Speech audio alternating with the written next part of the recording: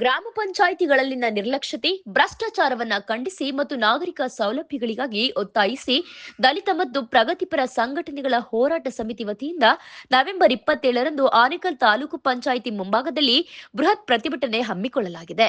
ಇನ್ನು ಪ್ರತಿಭಟನಾ ಜಾಥಾವು ಆನೇಕಲ್ ಪಟ್ಟಣದ ತಿಲಕ್ ಸರ್ಕಲ್ನಿಂದ ಆನೇಕಲ್ ತಾಲೂಕು ಪಂಚಾಯಿತಿ ಕಚೇರಿವರೆಗೆ ಹಮ್ಮಿಕೊಳ್ಳಲಾಗಿದ್ದು, ಸಕಾಲಕ್ಕೆ ಹೋರಾಟದ ಭೀಮ ಬಂಧುಗಳು ಹೆಚ್ಚಿನ ಸಂಖ್ಯೆಯಲ್ಲಿ ಭಾಗವಹಿಸಿ ಅಧಿಕಾರಿಗಳಿಗೆ ಮತ್ತು ಜನಪ್ರತಿನಿಧಿಗಳಿಗೆ ಕಿವಿ ಹಿಂಡುವ ಕೆಲಸವನ್ನ ಮಾಡಿ ಎಂದು ದಲಿತ ಮತ್ತು ಪ್ರಗತಿಪರ ಸಂಘಟನೆಗಳ ಹೋರಾಟ ಸಮಿತಿಯ ಪದಾಧಿಕಾರಿಗಳು ಪತ್ರಿಕಾ ಹೇಳಿಕೆಯಲ್ಲಿ ತಿಳಿಸಿದರು.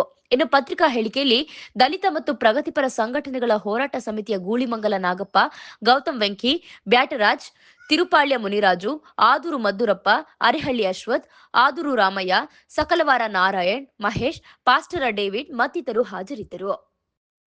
ಆತ್ಮೀಯ ಮಾಧ್ಯಮ ಮಿತ್ರರೇ ಮತ್ತು ಇಲ್ಲಿ ಬಂದಂಥ ಪ್ರಗತಿಪರ ಸಂಘಟನೆಯ ಒಕ್ಕೂಟದ ಪದಾಧಿಕಾರಿಗಳೇ ಮತ್ತು ಎಲ್ಲ ಸಂಘಟನೆಯ ಮುಖಂಡರು, ಇವತ್ತು ನಾವು ಇವತ್ತು ಪತ್ರಿಕಾಗೋಷ್ಠಿ ಕರೆದಿರೋ ಉದ್ದೇಶ ಏನಪ್ಪ ಅಂದರೆ, ಇವತ್ತು ದಿನಾಂಕ 20/11/2024 ಏನು ಒಂದು ತಾಲೂಕ್ ಪಂಚಾಯಿತಿ ಮುಂದೆ ಕಾರ್ಯಕ್ರಮವನ್ನು ಹಮ್ಮಿಕೊಂಡಿದ್ದೀವಿ.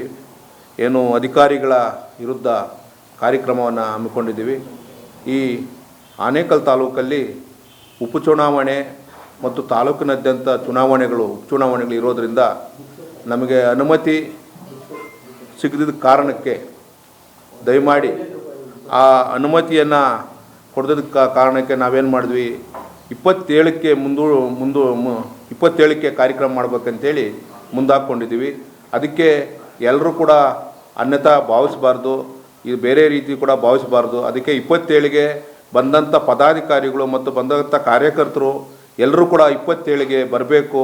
ಮತ್ತು ಇದನ್ನು ಯಾವುದೇ ರೀತಿ ಅನ್ಯತಾಗಿ ಭಾವಿಸಿ ಮತ್ತೊಂದು ರೀತಿಯಲ್ಲಿ ಹೇಳಬಾರ್ದು. ಯಾಕಂದರೆ ಇವತ್ತು ನಮಗೆ ಪೊಲೀಸು 3 ದಿವಸಗಳ ಕಾಲ ನಮ್ಮನ್ನು ಅಲ್ಲಿ ಬಾ ಇಲ್ಲಿ ಬಾ ಅಂತ ಸುತ್ತಾಡಿಸಿ ನಮ್ಮನ್ನು ಮೀನಾಮೇಷ ಮಾಡಿ 27ಗೆ ಕೊಟ್ಟಿದ್ದಾರೆ.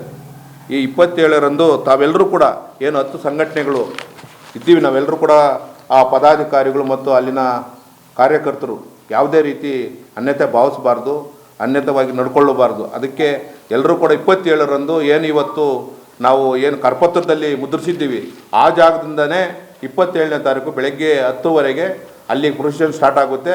ಯಾವುದು ತಾಲೂಕ್ ಪಂಚಾಯಿತಿವರೆಗೂ ಅನುಮತಿ ಕೂಡ ಈಗಾಗಲೇ ನಮ್ಗೆ ಸಿಕ್ಕಿದೆ, ಕೊಟ್ಟಿದ್ದಾರೆ ಅನುಮತಿ. ಈಗ ಸಬ್ ಇನ್ಸ್ಪೆಕ್ಟ್ರ್ ಆದಂಥ ಆನೇಕಲ್ ಸಬ್ ಇನ್ಸ್ಪೆಕ್ಟ್ರು ತಿಪ್ಪೇಸ್ವಾಮಿಗಳು ಕೊಟ್ಟಿದ್ದಾರೆ ನಮಗೆ ಅನುಮತಿ. 27ಗೆ ನೀವು ಮಾಡ್ಬೋದು ಕಾರ್ಯಕ್ರಮ, ನಮ್ಮದೇನು ಅಬ್ಜೆಕ್ಷನ್ ಇಲ್ಲ ಅಂತ. ಹಾಗಾಗಿ ಏನು 27ರಂದು ನಾವು ಖಂಡಿತ ಈ ಕಾರ್ಯಕ್ರಮವನ್ನು ರ್ಯಾಲಿಯನ್ನು ಮಾಡ್ತೀವಿ ಅಂತೇಳಿ ತೀರ್ಮಾನ ಕೂಡ ಮಾಡಿದ್ದೀವಿ.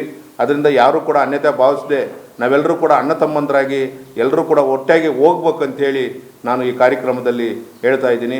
ಕರ್ನಾಟಕ ದಲಿತ ಸಂಘರ್ಷ ಸಮಿತಿ, ಕರ್ನಾಟಕ ಪರಿವರ್ತನವಾದ, ಕರ್ನಾಟಕ ಭೀಮಗರ್ಜನೆ, ಕರ್ನಾಟಕ ಭೀಮವಾದ, ಪ್ರಜಾ ವಿಮೋಚನಾ ಚಳವಳಿ, ಕರ್ನಾಟಕ ರಿಪಬ್ಲಿಕ್ ಸೇನೆ, ಕರ್ನಾಟಕ ಜನಾಂದೋಲನ, ಭಾರತೀಯ ಭೀಮಸೇನೆ, ಕರ್ನಾಟಕ ದಲಿತ ಸಂಘರ್ಷ ಸಮಿತಿ, ಭೀಮಮಾರ್ಗ, ಡಾಕ್ಟರ್ BR ಅಂಬೇಡ್ಕರ್ ಪ್ರತಿಷ್ಠಾಪನೆ, ಕರ್ನಾಟಕ ಭೋವಿ ಸಂಘರ್ಷ ಸಮಿತಿ, ಇಷ್ಟು ಸಂಘಟನೆಗಳು ಒಳಗೊಂಡಂತೆ ಯಾರೂ ಕೂಡ ಅನ್ಯತೆ ಭಾವಿಸಬಾರ್ದು.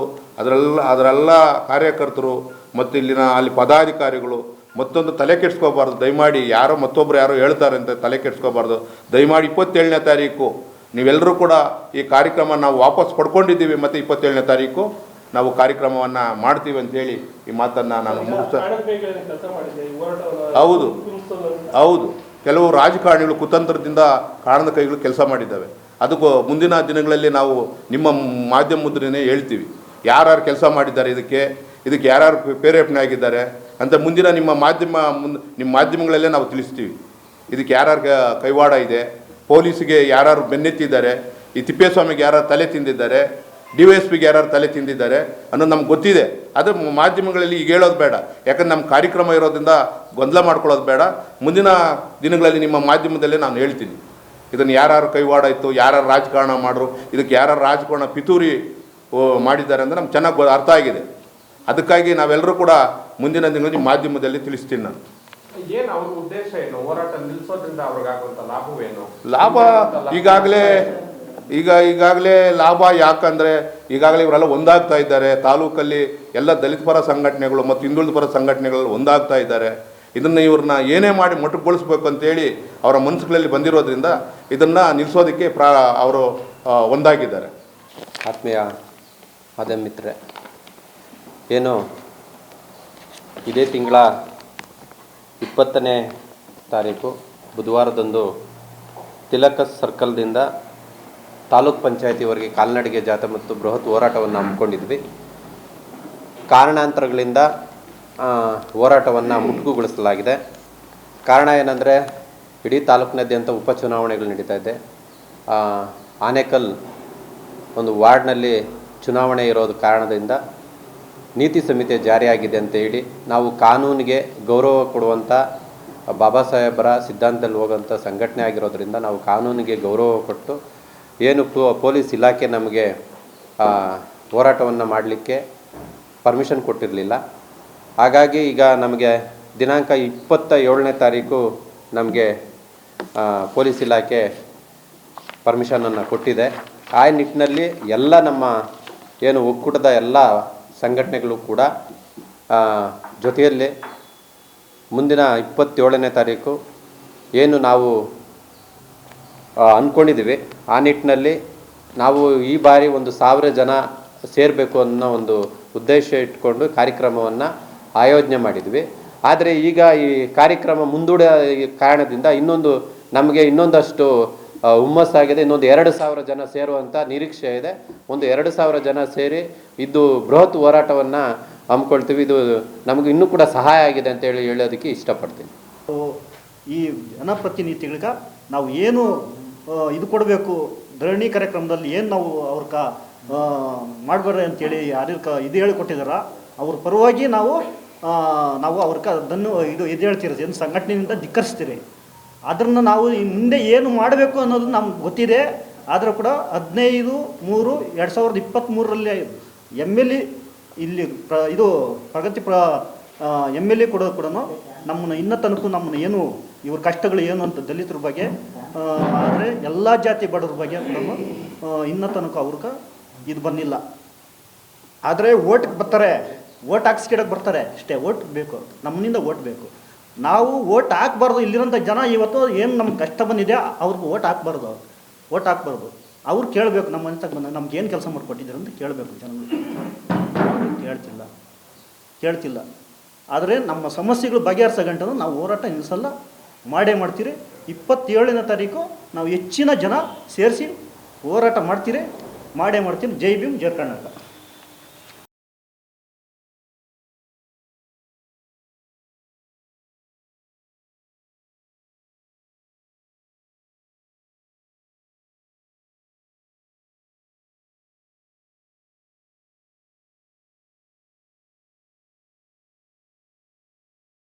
ಹೋರಾಟಗಾರರಿಗೆ ಅಭಿನಂದನೆಗಳನ್ನು ಸಲ್ಲಿಸ್ತಾ, ಹಾಗೆ ಮಾಧ್ಯಮ ಮಿತ್ರರಿಗೂ ಕೂಡ ಅಭಿನಂದನೆ ಸಲ್ಲಿಸ್ತೀನಿ. ಇವತ್ತು ನಾವು ಸುದ್ದಿಗೋಷ್ಠಿ ಕರೆದಿರೋದೇನಕ್ಕಂದರೆ, ದಲಿತ ಮತ್ತು ಪ್ರಗತಿಪರ ಸಂಘಟನೆಗಳ ಹೋರಾಟ ಸಮಿತಿ ವತಿಯಿಂದ 20/11/2024 ಒಂದು ಬೃಹತ್ತಾದ ಪ್ರತಿಭಟನೆಯನ್ನು ತಿಲಕ್ ಸರ್ಕಲಿಂದ ಹಿಡಿದು ತಾಲೂಕ್ ಪಂಚಾಯಿತಿಯವರೆಗೆ ಕಾಲ್ನಡಿಗೆ ಜಾಥಾವನ್ನು ಇಟ್ಕೊಂಡಿದ್ವಿ. ಹಾಗಾಗಿ ನಾವು ಎಲ್ಲ ಕಡೆ ಹಳ್ಳಿಗೂ ಪಾಂಪ್ಲೆಟ್ ಕರಪತ್ರ ಎಲ್ಲ ತಲುಪಿಸಿ ವಿಚಾರ ಮುಟ್ಟಿಸಿ ಎಲ್ಲ ಜನನ ತಯಾರಿ ಮಾಡಿದ್ವಿ. ಜನಕ್ಕೆ ಒಳ್ಳೆ ಮಾಹಿತಿಯನ್ನು ಕೊಟ್ಟು ನಾವು ಕಳೆದ 2-3 ದಿನದ ಹಿಂದೆನೂ ಪ್ರೆಸ್ ಮೀಟನ್ನು ಸಹ ಮಾಡಿರ್ತೀವಿ. ಹಾಗಾಗಿ ಇದ್ದಕ್ಕಿದ್ದಂತೆಯೇ ನಮಗೆ ಪೊಲೀಸ್ ಠಾಣೆಯಲ್ಲಿ ನಮಗೆ ಪರ್ಮಿಷನ್ ಕೊಟ್ಟಿಲ್ಲ. ಚುನಾವಣೆ ಇರೋದ್ರಿಂದ ನೀತಿ ಸಮಿತಿ ಇದೆ, ನಾವು ಕೊಡೋಕ್ಕೆ ಬರೋದಿಲ್ಲ ಅಂತ ಹೇಳಿ ನಮಗೆ ಮಾಹಿತಿಯನ್ನು ಕೊಡ್ತಾರೆ. ಆದರೆ ಮಾಹಿತಿ ಕೊಡೋಕ್ಕೆ ಮೊದಲು ತಾಲೂಕು ಆಫೀಸಲ್ಲಿ ತಹಸೀಲ್ದಾರರು ಮತ್ತು ಇತರರು ಯಾರೂ ಚುನಾವಣೆ ಪ್ರಚಾರ ಮಾಡಿಲ್ಲ. ನೀತಿ ಸಮಿತಿ ಜಾರಿ ಇದೆ ಅಂತ ಪ್ರಚಾರ ಮಾಡಿಲ್ಲ. ಪೊಲೀಸ್ ಸ್ಟೇಷನಲ್ಲೂ ಸಹ ಇದುವರೆಗೂ ಗೊತ್ತೇ ಇರಲಿಲ್ಲ. ನಾವು ಅಲ್ಲಿ ಹೋಗಿ ಕೇಳ್ತೀವಿ, ಇವತ್ತು ಅದಕ್ಕೆ ಸುತ್ತಾಡಿಸ್ತಾರೆ ನಮ್ಮನ್ನು. DSP ಅವರು ಕೂಡ ಹೋಗಿ ಸುಮಾರು ಸಾರಿ ನಾವು ಎಲ್ಲ ಒಕ್ಕೂಟದಿಂದ 10 ಜನ ಹೋಗಿ ಅಲ್ಲಿ ಹೆಬ್ಬಗೋಡಿನಲ್ಲಿ ವೆಯ್ಟ್ ಮಾಡಿದ್ವಿ, ಅವ್ರು ಸಿಗಿಲ್ಲ. ಆದರೂ ನಾವೇ ಪರ್ಮಿಷನ್ ಕೊಡಿ ಸರ್, 1 ಅವರ್ ಕೊಡಿ ಸಾಕು, ನಾವು ಕಾರ್ಯಕ್ರಮ ಮಾಡ್ದವಾದ್ರೂ ಎಲ್ಲಿ ಪ್ರತಿಭಟನೆಗೆ ಸೇರಿರ್ತೀವೋ ಅಲ್ಲೇ ಬಂದು ಮನವಿ ತಗೊಳ್ಳಿ ಸಿ ಒ ಅವ್ರು ಅಂತ ಹೇಳಿ ರಿಕ್ವೆಸ್ಟ್ ಮಾಡ್ಕೊಂಡು, ಆದರೂ ಅವರು ಪರ್ಮಿಷನ್ ಕೊಟ್ಟಿಲ್ಲ. ಮತ್ತು ಎಲ್ಲಿದ್ದೀವಿ ಅಲ್ಲೇ ಬಂದು ತಗೊಳ್ರಿ ಅಂತ ಹೇಳಿದ್ವಿ, ಅದಕ್ಕೂ ಯಾವುದೇ ರೀತಿಯಲ್ಲೂ ಅವರು ಪರ್ಮಿಷನ್ ಕೊಡೋಕ್ಕೆ ಬರೋದಿಲ್ಲ, ನೀತಿ ಸಮಿತಿ ಜಾರಿ ಇರೋದ್ರಿಂದ. ಹಾಗಾಗಿ ನಾವು ಹೋರಾಟಗಾರರಾಗಿರೋದ್ರಿಂದ ಬಾಬಾ ಸಾಹೇಬ್ ಅಂಬೇಡ್ಕರ್ ಅವರು ಸಂವಿಧಾನ ಬರೆದಿದ್ದಾರೆ, ಆ ಸಂವಿಧಾನದಲ್ಲಿ ಅಳವಡಿಸಿರೋದ್ರಿಂದ, ನೀತಿ ಸಮಿತಿ ಜಾರಿ ಇರೋದ್ರಿಂದ ಅದನ್ನು ನಾವು ವಿರೋಧವಾಗಿ ವ್ಯಕ್ತಪಡಿಸಿ ಕಾರ್ಯಕ್ರಮ ಮಾಡೋದು ಚೆನ್ನಾಗಿರೋದಿಲ್ಲ. ಹಾಗಾಗಿ ನಾವೇನು ಮಾಡ್ತಾಯಿದ್ದೀವಿ ಅಂದರೆ, ನಮಗೆ ಬಾಬಾ ಸಾಹೇಬ್ ಕೊಟ್ಟಂಥ ಸಂವಿಧಾನ ವಿರುದ್ಧವಾಗಿ ನಾವು ನಡ್ಕೊಳ್ಳೋದು ಬೇಡ, ಇನ್ನೂ ಒಂದಿನ ಮುಂದಿನ ದಿನ ಒಂದಷ್ಟು ಬದಲಾವಣೆ ಮಾಡ್ಕೊಳ್ಳೋಣ, ಒಂದು ದಿನಾಂಕನ ಬದಲಾವಣೆ ಮಾಡ್ಕೊಳ್ಳೋಣ ಅಂತ ಹೇಳಿ ಎಲ್ಲ ಸೇರಿ ನಿನ್ನೆ ಕೂತು ತೀರ್ಮಾನ ಮಾಡಿದ್ದೀವಿ. ಹಾಗಾಗಿ ಇದೇ ತಿಂಗಳು 27ನೇ ತಾರೀಕು 27/11/2024 ನಮಗೆ ಪೊಲೀಸ್ ಸ್ಟೇಷನ್ ಕಡೆಯಿಂದ ಪರವಾನಗಿ ಕೊಟ್ಟಿದ್ದಾರೆ. ಹಾಗಾಗಿ 27ನೇ ತಾರೀಕು ಕಾರ್ಯಕ್ರಮ ಮಾಡೋದಕ್ಕೆ ನಾವು ಎಲ್ಲರಿಗೂ ಮಾಹಿತಿಯನ್ನು ಕಳಿಸ್ತಾ ಇದ್ದೀವಿ. ಹಾಗಾಗಿ ಕೆಲವು ರಾಜಕೀಯದವರು ಪಿತೂರಿ ನಡೆಸಿದ್ದಾರೆ. ಯಾಕಂದರೆ ನಾವು ಇಲ್ಲಿ ಮೊನ್ನೆ ಮಾತಾಡಿದಂಥ ಮಾಧ್ಯಮಗಳಲ್ಲಿ ಬಂದಂಥ ಮಾಹಿತಿಯನ್ನು ತಿಳ್ಕೊಂಡು ಈಗ ನಮ್ಮ ಕಾರ್ಯಕ್ರಮನ ಹಾಳು ಮಾಡಬೇಕನ್ನೋ ಉದ್ದೇಶದಿಂದನೇ ಕೆಲವು ರೂಪುರೇಷೆಗಳು ನಡೆದೈತೆ. ಹಾಗಾಗಿ ನಾವು ಅವರು ನಿಲ್ಲಿಸ್ಬಿಡು ಅಂದ ತಕ್ಷಣ ನಿಲ್ಲಿಸ್ಬಿಡೋಕ್ಕೆ ನಾವೇನು ಸಣ್ಣ ಪುಟ್ಟದವರಲ್ಲ, ನಾವು ಹೋರಾಟಗಾರರೇ, ನಾವು ಸಂಘಟನೆ 30 ವರ್ಷಗಳಿಂದ ನಾವು ಹೋರಾಟ ಮಾಡ್ಕೊಂಡು ಬಂದಿರೋ ಅಂಥವ್ರೇ. ಹಾಗಾಗಿ ಯಾವುದೇ ಕಾರಣಕ್ಕೆ ಅವ್ರು ನಿಲ್ಲಿಸ್ಬಿಡು ಅಂದ ತಕ್ಷಣ, ಪರ್ಮಿಷನ್ ಕೊಡಿಲ್ಲ ಅಂದಿದ ತಕ್ಷಣ ನಿಲ್ಲಿಸ್ಬಿಡೋಕ್ಕೇನು ನಾವು ಇದೇನಿಲ್ಲ, ಮಾಡ್ತಾಯಿದ್ವಿ. ಆಗ ಸಂವಿಧಾನಕ್ಕೆ ಗೌರವ ಕೊಡಬೇಕನ್ನೋ ಉದ್ದೇಶದಿಂದ ನಾವು ಇವತ್ತು ಅದನ್ನು ಮುಂದಿನ ಡೇಟನ್ನು ಬದಲಾವಣೆ ಮಾಡ್ಕೊಂಡಿದ್ದೀವಿ. ಈಗ ಅದಕ್ಕಿಂತ ಹೆಚ್ಚಿನ ಈಗ ಜನ ಸೇರಿಸಬಾರ್ದು, ನಾವು ಜನ ಒಂದು ಕಡೆ ಸೇರಬಾರ್ದು, ನಮ್ಮ ಸಂಘಟನೆ ಚಳುವಳಿಗೆ ನಮ್ಗೆ ಅವಮಾನ ಮಾಡಬೇಕನ್ನೋ ರೀತಿಯಲ್ಲಿ ಕೆಲವು ಜನ ಕುತಂತ್ರ ಮಾಡಿದ್ರು. ಆದರೂ ಕೂಡ ನಾವು ಜಗ್ಗದಿಲ್ಲ, ನಮಗಿನ್ನೂ ಶಕ್ತಿ ಬಂತು. ಯಾಕಂದರೆ ಅವ್ರು ಏನು ಕೊಟ್ಟಿದ್ದಾರೆ ನಮ್ಗೆ, ಇವಾಗ ಏನು ಮಾಹಿತಿ ಕೊಟ್ಟಿದ್ದಾರೆ, ನಮಗೇನು ತೊಂದರೆ ಕೊಟ್ಟಿದ್ದಾರೆ, ಅದಕ್ಕೆ ಹೆಚ್ಚಿನದಾಗಿ ನಾವು ಈಗ ನಮ್ಮ ಪ್ರತಿಷ್ಠೆನ ನಾವು ಉಳಿಸ್ಕೋಬೇಕು. ನಾವು ಹೆಚ್ಚಿನ ರೀತಿಯಲ್ಲಿ ಈಗ ಇನ್ನೂ ಜನ ಸೇರಿಸೋದಕ್ಕೆ ನಮ್ಗೆ ಅನುಕೂಲ ಆಗ್ತಾಯಿದೆ. ನಮ್ಗೆ ಎಷ್ಟು ಸಣ್ಣ ನಮ್ಮನ್ನು ತುಳಿದಾಕ್ಬೇಕಂತ ಯಾವ ರೀತಿಯಲ್ಲಿ ಮನಸ್ಸಲ್ಲಿತ್ತೋ ಅದು ನಾವು ಇನ್ನೂ ಯಾವತ್ತೂ ತುಳಿದ್ರೆ ನಾವು ತುಳಿಸ್ಕೊಳ್ಳೋ ಅಂತಾರಲ್ಲ, ನಾವು ಇನ್ನೂ ವಿರೋಧವಾಗಿ, ಇನ್ನೂ ಆಕ್ರೋಶವಾಗಿ ನಾವು ಇನ್ನೂ ಕಾರ್ಯಕ್ರಮ ಮಾಡೋದಕ್ಕೆ ನಮ್ಗೆ ಇನ್ನೂ ಸ್ವಲ್ಪ ಶಕ್ತಿ ಬರ್ತೈತೆ. ನಾವು ಹಾಗಾಗಿ ಎಲ್ಲ ಸೇರಿಸ್ಕೊಂಡು ಇನ್ನೂ ಒಟ್ಟಿಗೆ ಸೇರಿ ಇನ್ನೂ ಒಂದು ವಾರ ಟೈಮ್ ಇದೆ ನಮಗೆ, ನೆಕ್ಸ್ಟ್ ಬುಧವಾರವರೆಗೂ ಟೈಮ್ ಇದೆ. ಇನ್ನೂ ಒಂದಷ್ಟು ಜನಸಂಖ್ಯೆಯನ್ನು ಹಳ್ಳಿಗೆ ಹೋಗಿ ಸೇರಿ ನಾವು ಕಾರ್ಯಕ್ರಮ ಮಾಡ್ತೀವಿ, ಯಾವುದೇ ಕಾರಣಕ್ಕೆ ನಿಲ್ಲಿಸೋದಿಲ್ಲ ಅಂತ ಹೇಳಿ ಮುಂದಿನ ಬುಧವಾರ ದಿನ 27ನೇ ತಾರೀಕು ಕಾರ್ಯಕ್ರಮ ಮಾಡಿ ತೀರ್ತೀವಿ ಅಂತ ಹೇಳಿ ನನ್ನ 2 ಮಾತನ್ನು ಹೇಳ್ತೀನಿ. ಜೈ ಭೀಮ್, ಜೈ ಬುದ್ಧ. ಆಮೇಲೆ ವಿದ್ಯಾರ್ಥಿಗಳಿಲ್ಲ, ಏನು ಅನಿಸ್ತದೆ? ಈಗ ಮಾಡಬೇಕಾಗಿತ್ತು ನಮ್ಮ ಸಂಘಟನೆಗಳಲ್ಲಿ ಒಕ್ಕೂಟದಲ್ಲಿ ಮಹಿಳೆಯರನ್ನು ಯಾರೂ ಸಿಕ್ಕಿಲ್ಲ. ನಮ್ಮ ಸಂಘಟನೆಗಳಲ್ಲಿದ್ದಾರೆ, ಈಗ 10 ಸಂಘಟನೆಗಳಲ್ಲಿ ಮಹಿಳೆಯರು ಇದ್ದಾರೆ, ಆದರೆ ಒಕ್ಕೂಟದಲ್ಲಿ ಇನ್ನೂ ಯಾರನ್ನ ಆಯ್ಕೆ ಮಾಡಿಲ್ಲ. ಮುಂದಿನ ದಿನಗಳಲ್ಲಿ ಆದಷ್ಟು ಬೇಗ ಒಂದು 4-5 ಜನನ ಮಹಿಳೆಯರನ್ನ ನಾವು ಆಯ್ಕೆ ಮಾಡ್ಕೊಳ್ಳೋದಕ್ಕೆ ವ್ಯವಸ್ಥೆ ಮಾಡ್ಕೊತೀವಿ. ಹಾಗೂ ಪ್ರಗತಿಪರ ಸಂಘಟನೆಗಳ ಒಕ್ಕೂಟದ ಎಲ್ಲ ನನ್ನ ನೆಚ್ಚಿನ ನಾಯಕರೇ ಹಾಗೂ ಪತ್ರಿಕಾ ಮಾಧ್ಯಮದವರೇ, ಈಗ ಮೊದಲನೇ ಬಾರಿಗೆ ನಾನು ಈ ತಾಲೂಕಿನ ದಲಿತ ಹಾಗೂ ಪ್ರಗತಿಪರ ಸಂಘಟನೆಗಳ ನಾಯಕರಲ್ಲಿ ಮತ್ತು ಕಾರ್ಯಕ್ರಮಕ್ಕೆ ಆಗಮಿಸ್ತಕ್ಕಂಥ ಎಲ್ಲ ನನ್ನ ಕಾರ್ಯಕರ್ತರಲ್ಲಿ ನಾನು ಮೊದಲನೇ ಬಾರಿಗೆ ನಿಮ್ಮಲ್ಲಿ ಕ್ಷಮೆಯನ್ನು ಯಾಚಿಸ್ತಾ ಇದ್ದೀನಿ. ಯಾಕಂತಂದರೆ 20ನೇ ತಾರೀಕು ನಡಿಬೇಕಾಗಿತ್ತಂಥ ಹೋರಾಟವನ್ನು ಮುಂದೂಡಿದ್ದೀವಿ ಕಾರಣಾಂತರಗಳಿಂದ. ಅಂದರೆ ಆನೇಕಲ್ ಎಲೆಕ್ಷನ್ ಇರೋದರಿಂದ, ನೀತಿ ಸಮಿತಿ ಜಾರಿ ಇರೋದರಿಂದ ನಮಗೆ ಅಧಿಕಾರಿಗಳು ನಮ್ಮನ್ನು ದಿಕ್ಕು ತಪ್ಪಿಸಿದ್ದಾರೆ. ಹಂಗಾಗಿ ಇವತ್ತು ಅನುಮತಿ ಕೊಡಿದ ಕಾರಣ ಇವತ್ತು ನಾವು ದಿನಾಂಕವನ್ನು ಮುಂದೂಡಿದ್ದೇವೆ. ಯಾವುದೇ ಕಾರಣಕ್ಕೂ ನಾವು ಮುಂದೂಡಿದ್ರೇನು ನಾವು ಇಂಜರಿ ಅಲ್ಲ. ಹಂಗಾಗಿ 27ನೇ ತಾರೀಕು ನಮ್ಗೆ ಅನುಮತಿ ಕೊಟ್ಟಿದ್ದಾರೆ. ಆ ಅನುಮತಿ ಪ್ರಕಾರ ನಾವು ದೊಡ್ಡ ಬೃಹತ್ತಾದ ಒಂದು ಹೋರಾಟವನ್ನು ಹಮ್ಮಿಕೊಳ್ತೀವಿ. ನೀವು ಯಾವುದೇ ತಪ್ಪು ಕಲ್ಪನೆಯಲ್ಲಿ ನೀವು ಇರಬೇಡಿ. ನಾವು ಕಾರ್ಯಕ್ರಮನ ಮಾಡೋಣ. ಯಾರು ನಮ್ಮನ್ನು ದಿಕ್ಕು ತಪ್ಪಿಸಿದ್ದಾರೆ ಅವ್ರಿಗೆ ಏನಂತ ನಾವು ಈ ಒಕ್ಕೂಟದ ಶಕ್ತಿ ಬಲ ಏನಂತ ನಾವು ತೋರಿಸೋಣ. ದಯವಿಟ್ಟು ಮತ್ತೊಂದು ಬಾರಿ ನಿಮ್ಮಲ್ಲಿ ಮನವಿ ಮಾಡ್ಕೊಳ್ತೇನೆ, ನಾವು ಇನ್ನೂ ಸಜ್ಜಾಗಿ ದೊಡ್ಡ ಮಟ್ಟದಲ್ಲಿ ನಾವು ಹೋರಾಟವನ್ನು ಮಾಡೋಣ ಅಂತ ಹೇಳ್ತಾ ನನಗೆ ಮಾತನಾಡಲು ಅವಕಾಶ ಕೊಟ್ಟ ನಿಮ್ಮೆಲ್ಲರಿಗೂ ವಂದಿಸ್ತಾ ನನ್ನ ಮಾತನ್ನು ಮುಗಿಸ್ತಾ ಇದ್ದೀನಿ. ಜೈ ಭೀಮ್. ಮತ್ತು ಮೀಡಿಯಾದವರೇ, ಏನು ನಾವು 20/11/2024 ಕಾರ್ಯಕ್ರಮವನ್ನು, ಧರಣಿ ಕಾರ್ಯಕ್ರಮವನ್ನು ತಾಲೂಕ್ ಪಂಚಾಯತಿ ಹತ್ರ ಹಮ್ಮಿಕೊಂಡಿದ್ವಿ. ಅಷ್ಟು ದಿನದಿಂದ ನಾವು ಆವತ್ತಿಂದ ಕೂಡ ಇವತ್ತು ನಾವು ಹ್ಯಾಂಡ್ ಬಿಲ್ಲು ಹಂಚಿದ್ವಿ, ನಾವು ಮಾಹಿತಿ ಕೊಟ್ಟಿದ್ದೀರಿ ನಾವು ಪೊಲೀಸ್ಗೆ. ಅವರಲ್ಲೇ ಗೊಂದಲ ಇತ್ತು. ನಮ್ಮ ಪರ್ಮಿಷನ್ ಕೇಳೋಕೆ ಹೋದಾಗ ಅವರೆಲ್ಲ ಮಾಹಿತಿ ಇಲ್ಲ. ತಾಲೂಕು ಆಫೀಸಲ್ಲಿ ಫೋನ್ ಮಾಡ್ತಾರೆ, ಅವ್ರಿಗೆ ಮಾಹಿತಿ ಇಲ್ಲ. ಕೊಡಬೇಕೋ ಬೇಡ ಅಂತ ಸಬ್ ಇನ್ಸ್ಪೆಕ್ಟ್ರು ತಾಲೂಕು ಆಫೀಸಲ್ಲಿ ಸಿರಿಸ್ದಾರ್ಗೆ ಫೋನ್ ಮಾಡ್ತಾರೆ, ಅವ್ರಿಗೆ ಮಾಹಿತಿ ಇಲ್ಲ. ನಾವು ತಿಳ್ಕೊತೀವಿ ಸರ್ ಅಂತ ನಮ್ಮನ್ನು ದಿಕ್ಕು ತಪ್ಪಿಸಿ ನಮ್ಮ ಕಾರ್ಯಕ್ರಮವನ್ನು ಪರ್ಮಿಷನ್ ಕೊಡದೆ ನಮ್ಮ ಕಾರ್ಯಕ್ರಮ ನಿಲ್ಲಿಸಿದ್ದಾರೆ. ಆಮೇಲೆ ಎಲೆಕ್ಷನ್ ಬಗ್ಗೆ ನಮಗೂ ಕೂಡ ಮಾಹಿತಿ ಇಲ್ಲ, ಏನು ಚುನಾವಣೆಗಳು ಇರೋದು ಮಾಹಿತಿ ಇಲ್ಲ. ಅದು ಮಾಹಿತಿ ಇದ್ದಿದ್ರು ಕೂಡ ನಾವು ಡೇಟನ್ನು ನಾವು ಚೇಂಜ್ ಮಾಡ್ಕೊಳ್ತಾಯಿದ್ವಿ. ಅದರಿಂದ ಪೊಲೀಸು ದಿಕ್ಕು ತಪ್ಪಿಸಿದ್ರು, ತಾಲೂಕು ಆಫೀಸ್ ಅಧಿಕಾರಿಗಳು ದಿಕ್ಕು ತಪ್ಪಿಸಿದ್ರು, ನಾವು ದಿಕ್ಕು ತಪ್ಪಿದ್ವಿ. ಈ ಒಂದು ಸಂಘಟನೆಗಳ ಮೇಲೆ ಗದಾ ಪ್ರಹಾರ ಮಾಡೋದಿದೆಯಲ್ಲ ಎಷ್ಟು ಸರಿ ಅಂತೇಳಿ. ಆದ್ದರಿಂದ ನಾವು ನಮ್ಮ ಸಂಘಟನೆಗಳಿಗೆ, ಹೋರಾಟಗಾರರಿಗೆ ಮತ್ತು ಕಾರ್ಯಕರ್ತರಿಗೆ ನಾನು ತಮ್ಮಲ್ಲಿ ಕೇಳ್ಕೊಳ್ಳೋದೇನೆಂದರೆ, ದಯವಿಟ್ಟು 27/11ಕ್ಕೆ ನಾವು ಚೇಂಜ್ ಮಾಡ್ಕೊಂಡಿದ್ದೀವಿ, ಪರ್ಮಿಷನ್ ಸಿಕ್ಕಿದೆ ಪೊಲೀಸ್ ಸ್ಟೇಷನಿಂದ. ದಯವಿಟ್ಟು ಎಲ್ಲ ಕಾರ್ಯಕರ್ತರು ದಯವಿಟ್ಟು ಭಾಗವಹಿಸಿ ಈ ಕಾರ್ಯಕ್ರಮ ಯಶಸ್ವಿಗೊಳಿಸ್ರಿ. ಈ ಒಂದು ಇನ್ನು ಮುಂದೆ ನಮಗೆ ಮಾಹಿತಿ ಕೊಟ್ಟರೆ ಸಂಘಟನೆಗಳಿಗೆ ನಾವು ಡೇಟ್ಗಳು ಚೇಂಜ್ ಮಾಡ್ಕೊಂಡು ಮಾಡ್ತೀವಿ ಅಂತೇಳಿದ ನಾವು ಕಾನೂನಿಗೆ ಬೆಲೆ ಕೊಟ್ಟು ನಮ್ಮ ಡೇಟನ್ನು ಚೇಂಜ್ ಮಾಡ್ಕೊಂಡು ಮಾಡಿದ್ವಿ. ಪರ್ಮಿಷನ್ ಕೊಟ್ಟಿದ್ದಾರೆ. ನಾವು ಈ ಕಾರ್ಯಕ್ರಮನ ಯಶಸ್ವಿಯಾಗಿ ನಾವು ಧರಣಿ ಕಾರ್ಯಕ್ರಮ ಮಾಡ್ತೀವಿ 27ನೇ ತಾರೀಕು ಅಂತ ಹೇಳ್ತಾ ನಾನು 2 ಮಾತನ್ನು ಮಾತಾಡೋಕ್ಕೆ ಅವಕಾಶ ಕೊಟ್ಟಂತ ನಮ್ಮೆಲ್ಲರಿಗೂ ವಂದಿಸ್ತಾ ಜೈ ಭೀಮ್, ಜೈ ಕರ್ನಾಟಕ. ಈ ಒಕ್ಕೂಟ ಬರೀ 60 ಪ್ರಶ್ನೆಗಳಿಗೆ ಸೀಮಿತ ಆಗಿರ್ತದ, ಮುಂದೆ ಏನಾದರೂ ಹೋರಾಟಗಳು ರೂಪರೇಷೆ ಮಾಡ್ತೀರಾ? 60 ಕಾರ್ಯಕ್ರಮಗಳೇನಾದರೂ ಇವರು ನಮ್ಮನ್ನು ಬಗೆಹರಿಸಿಲ್ಲ ಅಂದರೆ ನಾವು ನಿರಂತರವಾಗಿ ಹೋರಾಟ ಇರ್ತದೆ. ಬಂದು ಕಾರ್ಯಕ್ರಮ ಕೊಡ್ತೀವಿ, ನಿರಂತರವಾಗಿ ಹೋರಾಟ ಇರ್ತದೆ. ತಾಲೂಕು ಆಫೀಸ್ ಹತ್ರ ಮಾಡ್ತೀವಿ. ಈಗ ತಾಲೂಕ್ ಪಂಚಾಯತ್ ಹತ್ರ ಮಾಡೋದ್ರಿಂದ ಅವರು ನಮಗೆ ಬರಲ್ಲ ಇದು ಕೆಲವು ಅಂತ ಹೇಳ್ತಾರೆ ಅವರು. ಆವಾಗ ನಾವು ತಾಲೂಕು ಆಫೀಸ್ ಹತ್ರ ಮಾಡಲೇಬೇಕಾಗ್ತದೆ, ಮಾಡೇ ಮಾಡ್ತೀವಿ. ಅದು ನಮ್ಮ ಒಕ್ಕೂಟದಿಂದ ಮಾಡೇ ಮಾಡ್ತೀವಿ. ಹಾಗೂ ಎಲ್ಲ ನನ್ನ ಪ್ರಗತಿಪರ ಹೋರಾಟ ಸಮಿತಿಯ ಕಾರ್ಯಕರ್ತ ಬಂಧುಗಳೇ, ಏನು 20ನೇ ತಾರೀಕು ನಡಿಬೇಕಾದಂಥ ಒಂದು ಬೃಹತ್ ಪ್ರತಿಭಟನಾ ಧರಣಿಯನ್ನು ಒಂದು ತಾತ್ಕಾಲಿಕವಾಗಿ ನಾವು ಏನೋ ಒಂದು ಸ್ಟಾಪ್ ಮಾಡಬೇಕಾಗಿದೆ. ಕಾರಣ ಏನಂದರೆ, ನೀತಿ ಸಂಹಿತೆ ಜಾರಿ ಇದರಿಂದ ಆನೇಕಲ್ನಲ್ಲಿ ಉಪಚುನಾವಣೆ ಇರೋದರಿಂದ ಇದನ್ನು ನಾವು ಈ ಒಂದು ಹೋರಾಟವನ್ನು ಹಿಂಪಡೆದಿದ್ದೇವೆ. ಕಾರಣ ಏನಂದರೆ, ನಮಗೆ ನೀತಿ ಸಂಹಿತೆ ಇರೋದರಿಂದ ನಾವು ಕಾನೂನುಬದ್ಧವಾಗಿರಬೇಕೇ ಹೊರತು ಯಾವುದೇ ರೀತಿಯಾದ ಕಾನೂನಿಗೆ ವಿರುದ್ಧವಾದಂಥ ಕೆಲಸಗಳು ಮಾಡೋದು ಅಷ್ಟೊಂದು ಸೂಕ್ತವಲ್ಲ. ಹಾಗಾಗಿ ನಮಗೆ ಪೊಲೀಸ್ ಇಲಾಖೆಯಿಂದ 27ನೇ ತಾರೀಕು ಅನುಮತಿ ಸಿಕ್ಕಿದೆ. ಹಾಗಾಗಿ 27ನೇ ತಾರೀಕು ನಾವು ಏನು ಈ ಒಂದು ಹೋರಾಟವನ್ನು ಮಾಡ್ತೇವೆ. ಜೊತೆಗೆ ನಮಗೆ ಇನ್ನಷ್ಟು ಹೆಚ್ಚಿನ ಒಂದು ಬಲ ಬಂದಾಗಿದೆ. ಯಾವ ರೀತಿ ಅಂದರೆ, ನಮಗೆ ಸಮಯ ಸಿಕ್ತು.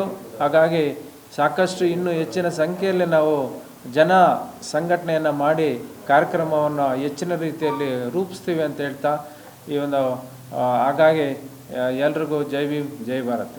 ಈಗ 10 ಸಂಘಟನೆಗಳ ಒಕ್ಕೂಟಕ್ಕೆ ಬೆಂಬಲ ಯಾವ್ಯಾವ ಸಂಘಟನೆ ಮತ್ತು ಇನ್ಯಾವುದು ಜನಪರ ಇವು ಬೆಂಬಲ ಸೂಚಿಸಿದೆ ಅಂತ ಇದನ್ನು ಹೊರತುಪಡಿಸಿ ಈಗಾಗಲೇ ಈಗಾಗಲೇ ನಮ್ಮಲ್ಲಿ ಒಂದು 10 ಸಂಘಟನೆಗಳಿದ್ದಾವೆ. ಬೇರೆ ಬೇರೆ ಸಂಘಟನೆಗಳು ಮುಂದೆ ಬರೋವಂಥ ಅವಕಾಶಗಳಿದೆ.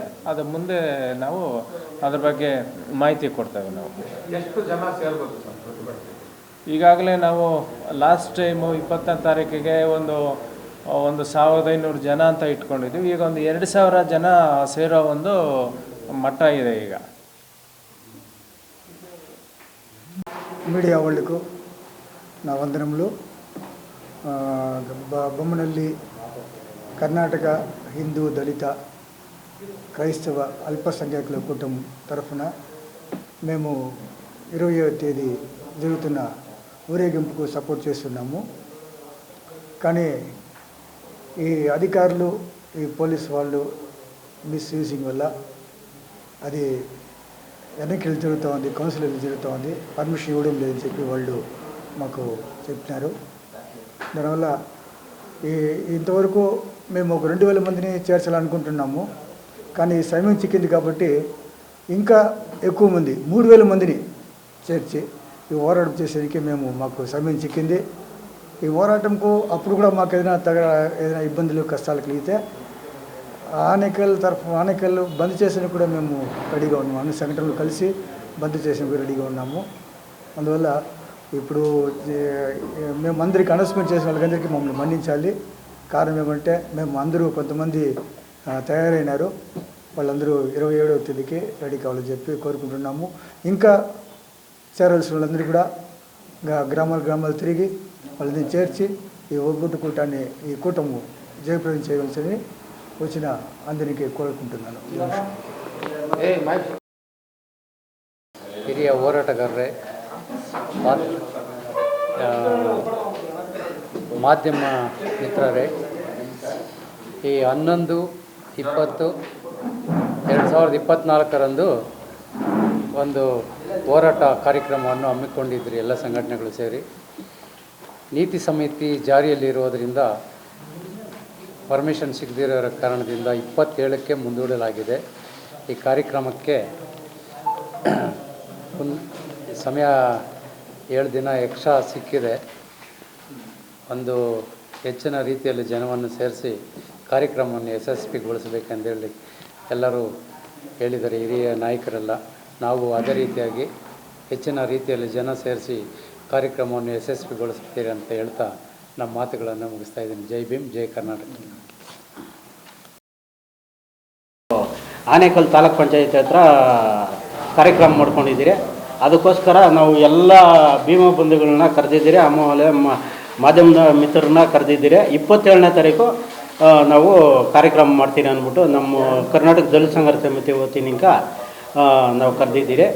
ನಮ್ಮ ಹೆಸರು ಕರ್ನಾಟಕ ದಲಿತ ಸಂಘರ್ಷ ಸಮಿತಿ ಭೀಮಾ ಮಾರ್ಗ ರಾಜ್ಯಾಧ್ಯಕ್ಷರು ಎಂ ನಾರಾಯಣ. ಕಾರ್ಯಕ್ರಮಕ್ಕೆ ಎಷ್ಟು ಜನ ಸೇರ್ತೀರ?